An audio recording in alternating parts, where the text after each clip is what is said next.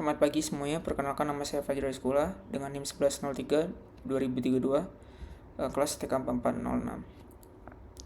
Di sini saya akan mendemonstrasikan penggunaan model linear regression untuk memprediksi harga Airbnb di Singapura. Jadi dataset yang saya gunakan itu Singapore Airbnb. Di sini saya menggunakan bantuan ChatGPT. Prompt yang pertama saya gunakan yaitu read dataset from CSV dengan 3 function utama, itu read.csv atau baca file CSV yang ada di lokal. Terus juga terdapat method head yang saya gunakan untuk menampilkan top 5 dari data points-nya. Terus ada info untuk menampilkan informasi dari data frame yang sudah ditransformasikan. Ini adalah label yang saya gunakan. Ada pandas untuk baca dari CSV atau data dari CSV. Terus ada matplotlib dan seaborn untuk visualisasi. Terus ada sklearn ya untuk machine learning-nya itu sendiri, untuk training, testing, terus untuk modeling dan juga untuk evaluasi dengan berbagai matriks, dan juga untuk mengkonversi features yang non numerical menjadi numerical. Di sini ini total kita panggil fungsi pertama yaitu dev head atau dari pandas ya sebelumnya. Di sini dia akan menampilkan top 5 data points-nya. Di sini kita bisa lihat kolomnya ada ID, name, house ID. Jadi ini top 5 data point-nya. Selanjutnya kita tampilkan informasi dari data frame-nya. Terdapat 16 kolom, berarti ada 16 dimensionality, atau nantinya kita bisa consider ini sebagai features dengan cara kita pilih nantinya. Terus total entry-nya ada 7.907, berarti total Airbnb-nya atau data point-nya ada 7.907.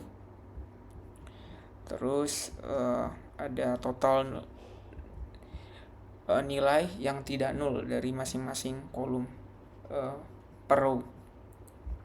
Jadi ada yang 7.907. Kalau 7.907 artinya dia tidak ada yang nol karena sama dengan total entries-nya. Sebaliknya jika dia kurang dari nilai tersebut, maka kita bisa anggap ada data yang nol. Terus kita juga bisa lihat nilai tipe datanya. Itu ada integer number, object ya. Di sini untuk name, object, string tentunya. Terus ada integer number lagi, terus ada float dan seterusnya. Selain itu juga kita bisa lihat penggunaan memorinya ya. Ada 988,5 kilobyte. Ini saya di sini saya summary untuk masing-masing kolomnya ya. Ada ID untuk identifikasi atau identifier dari masing-masing data point atau Airbnb-nya, ada nama Airbnb, penyedia hostnya dengan ID-nya juga. Terus ada neighborhood, group, dan neighborhood, yaitu daerah dan ini kategorisasi daerahnya. Ada latitude dan longitude ya untuk GPS. Ada tipe data ruangannya atau room type gitu. Ada home, apartemen, private room, share room. Ada harga, minimum booking per malam gitu. Terus ada jumlah total review-nya, ada trade review, rata-rata review per bulannya, total count of listing by hostnya, masing-masing hostnya dari Airbnb-nya. Terus ada availability 365, itu maksudnya total hari yang disediakan oleh Airbnb-nya selama setahun gitu. Di sini kita coba tampilkan, karena kalau kita lihat di sini kita coba tampilkan nilai yang 0 dari kolom reviews per month. Kenapa? Karena kita bisa lihat di sini total non-nulnya itu hanya 5.149. Jadi kalau kita lihat di sini totalnya ada 2.758 yang 0. Jadi untuk mengatasi hal tersebut kita bisa menormalisasi dengan menggunakan atau dengan memasukkan nilai yang 0 dengan rata-ratanya atau min-nya. Jadi kita menggunakan metode min di sini untuk ngambil rata-rata.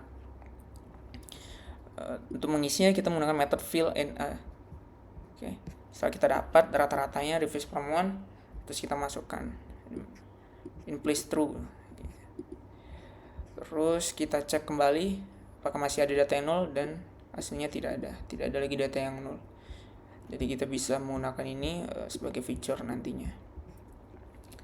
Oke, terus kita tampilkan nilai unik ya, untuk 2 kolom ya, itu room type dan neighborhood type ya. Kita bisa lihat ada private room, ETH room, or apartemen, share room ya. Terus untuk neighborhood type, kategorisasi daerah-daerahnya ada North Region, Central Region, East Region, West Region, dan North East Region.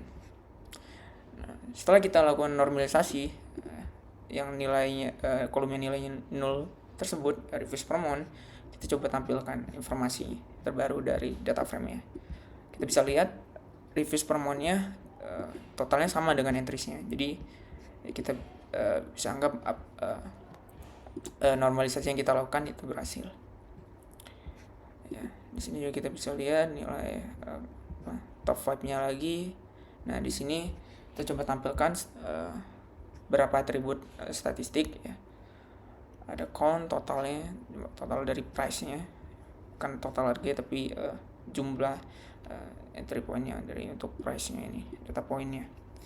Terus ada rata-rata price ya, di sini terus 169 standard deviation ya, seberapa jauh variance dengan rata-ratanya. Ada $340,187. Nilai minimumnya di sini 0 untuk price ya.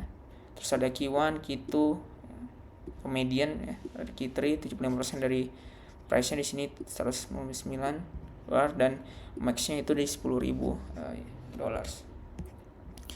Kita bagikan features-nya ada 2 ya, categorical features dan numerical features.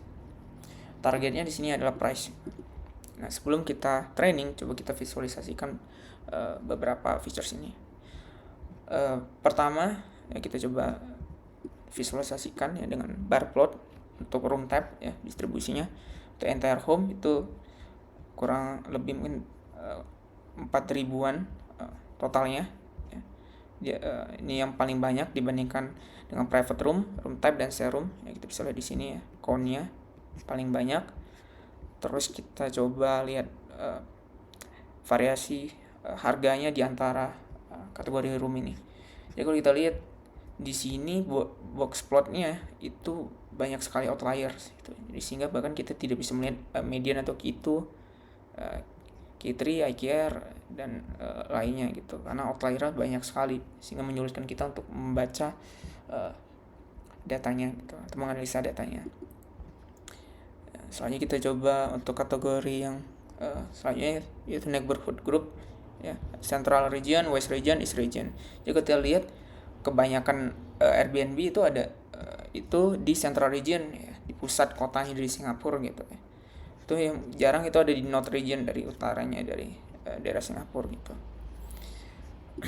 Kembali lagi kita coba lihat variasi harga di antara neighborhood group itu ternyata menggunakan box plot ternyata masih sama seperti sebelumnya, banyak outliernya dengan kategori sama seperti kategori sebelumnya gitu, banyak outliernya sehingga menyulitkan kita untuk membaca datanya gitu.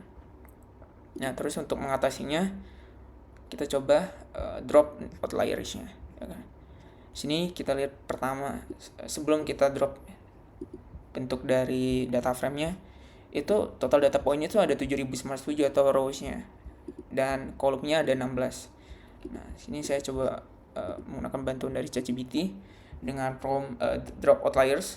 Jadi untuk menghapus, we need to get Q1, Q2, and IKR, dan compare all of them to find batas atas, batas bawahnya. Jadi kita ambil nilai kuantil ya, atau Q1-nya ya, 0,25 karena 25%. Ya. Q3-nya itu ada 75%, maka 0,75. IKR-nya itu diferensiasi dari Q3 dan Q1-nya. Gitu. Terus kita tentukan lower limit dan upper limit dengan melakukan komputasi atau kita hitung gitu.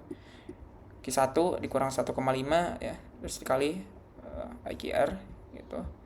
Terus kita filter gitu, mana price atau row yang price-nya itu dianggap memiliki outlier gitu based on AQR yang kita hitung sebelumnya. Nah, kita bisa lihat perbedaan dari entries-nya, total entries-nya atau rows-nya ya. Sebelumnya itu 7.907, sekarang ada 7.543. Dan dengan kolom yang tentunya tetap sama gitu.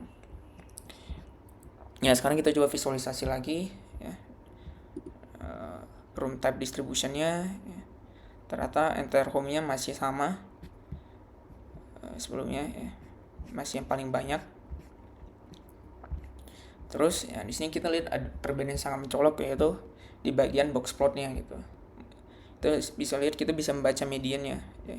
Pertama di entire home ya, apartemen room type ya, kita bisa melihat mediannya gitu untuk Q2-nya di sini. Cuman sayangnya ternyata masih ada beberapa outlier untuk di kategori private room dan share room gitu. Walaupun hasilnya lebih baik daripada sebelumnya, sebelum dinormalisasi. Terus ada neighborhood group distribution ya, masih sama ya, paling banyak itu distribusi di central region. Terus ya terdapat juga kita bisa ada perubahan juga yang sama seperti kategori sebelumnya. Untuk variasi harganya yang kita bisa lakukan dengan box plot ya, outliernya berkurang daripada sebelumnya gitu. Jadi kita bisa baca mediannya, AQR-nya, Q1, Q2 dan Q3-nya gitu.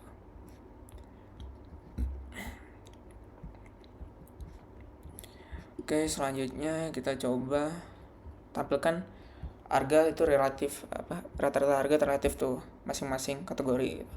Neighborhood group itu yang termahal itu ternyata ada di central region ya, pusat gitu. Ternyata cukup selaras dengan distribusi yang kita lihat sebelumnya gitu, karena dia paling banyak ya, jadi relatif harganya ternyata juga lebih tinggi di central regions gitu. Dan yang paling murah juga ternyata selaras juga gitu di northeast region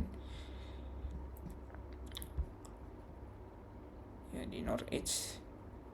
Oh enggak, di paling murah itu kalau di sini kan paling jarang itu di north. Nah, sekarang kalau yang paling murah itu malah di northeast region.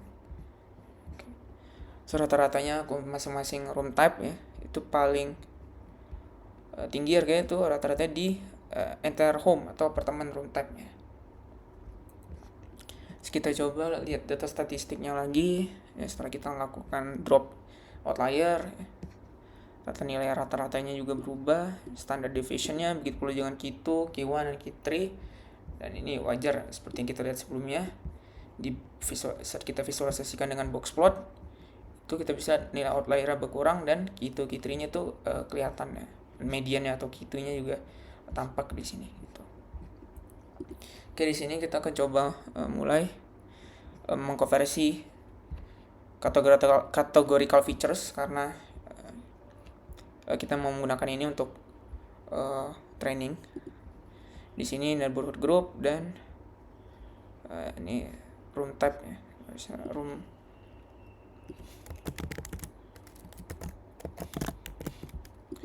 type.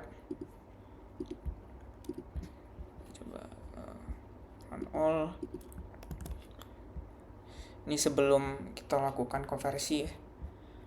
Nah, room type ada private ya, private room, entire room, share room. Dan grupnya ada north region, central region, east region. Kita bisa tampilkan juga informasi kolomnya. Tipenya masih sama, masih objek ya sebelum dikonversi. Oke, ini head-nya atau vibe-nya. Nah, sekarang kita lakukan konversi dengan label encoder gitu. Jadi label encoder di sini tuh kita gunakan untuk mengkonversi nilai-nilai objek ini yang string tadi sebelumnya itu menjadi unique integer gitu. Jadi nilainya itu bertipe data integer cuman masing-masing kategori itu unik. Oke. Nah, seperti apa hasilnya? Ini setelah kita panggil fit transform, kita coba jalankan lagi. Nah, kita bisa lihat nih. Nilainya itu unik tuh dibandingkan yang sebelumnya. Ini not region menjadi angka 2 gitu. Jadi kita bisa gunakan ini untuk training. Dan tipe datanya setelah kita tampilkan dengan metode info itu juga berubah, yang awalnya objek sekarang jadi integer gitu. Kita tampilkan head-nya, juga hasilnya berubah dibandingkan sebelumnya. Nah, sekarang kita akan lanjutkan untuk melakukan training gitu. kita pilih X-nya atau features-nya gitu, numerical features dan categorical features. Terus untuk nilai Y-nya di sini atau targetnya itu price tentunya. Nah, untuk model yang kita gunakan itu linear regression, tapi sebelum itu kita bisa untuk training dan testingnya gitu. Jadi total size dari testingnya itu 20% dari data frame-nya atau data set-nya gitu. Terus kita fitting ya, untuk mulai melakukan training, kita coba untuk mempredik gitu. Nah, di sini kita mulai untuk memasukkan input data baru gitu, untuk melihat apakah berhasil gitu kan. Nah, setelah kita coba masukkan, nah jadi dengan ini datanya itu barunya minimum malamnya itu 2 malam, itu neighborhood-nya itu di East region ya, room type-nya itu yang kedua. Terus yang kita dapatkan prediksinya itu di 184 US dollar. Oke. Nah, bagaimana kita bisa tahu ini cukup akurat atau tidak ya? Kita menggunakan beberapa matriks itu. Yaitu mean absolute error, mean square error, dan R2 score gitu. Nah, setelah kita masukkan ya berapa parameternya yang diperlukan, Y test, Y predict yang di predict ya nilainya tadi. Ya, kita predict ini. Terus kita masuk skornya juga gitu. Nah, setelah kita print, nah kita bisa lihat errornya itu 50 dan setelah di squarekan ternyata ya di squarekan gitu, itu 4246 gitu. Dan skornya itu ternyata kurang bagus ya. Jadi kalau kita baca dari dokumentasinya di sini, skornya itu possible score is 1 and it can be negative gitu. Jadi yang bagus itu sebenarnya 1 gitu, 100 gitu kan. Nah, sayangnya di sini dia 0,4 40-an gitu. Nah, jadi kita bisa bilang nih belum begitu akurat. Nah, kenapa kita coba cari alasannya dengan memplotting correlation-nya dengan heat map gitu. Oke. Heat map gitu. Kita bisa lihat ya, untuk price itu ternyata correlation-nya dengan features lain sangatlah rendah gitu ya. Sangat kurang sekali gitu. Jadi tidak heran ternyata skornya itu kecil gitu. Dan ternyata untuk feature-feature lainnya juga ternyata untuk korelasinya tidak begitu tinggi gitu. Untuk reviews per month itu korelasinya tinggi itu hanya untuk number of reviews ya, di 0,6 gitu. Jadi untuk memperbaikinya maka sampelnya juga harus lebih baik ya. Dan mungkin bisa ditambahkan beberapa features gitu, sehingga skor ini bisa meningkat dan akurasinya bisa menjadi lebih baik. Oke, sekian dulu dari saya. Terima kasih sudah menonton dan mendengarkan tutorial ini. Terima kasih.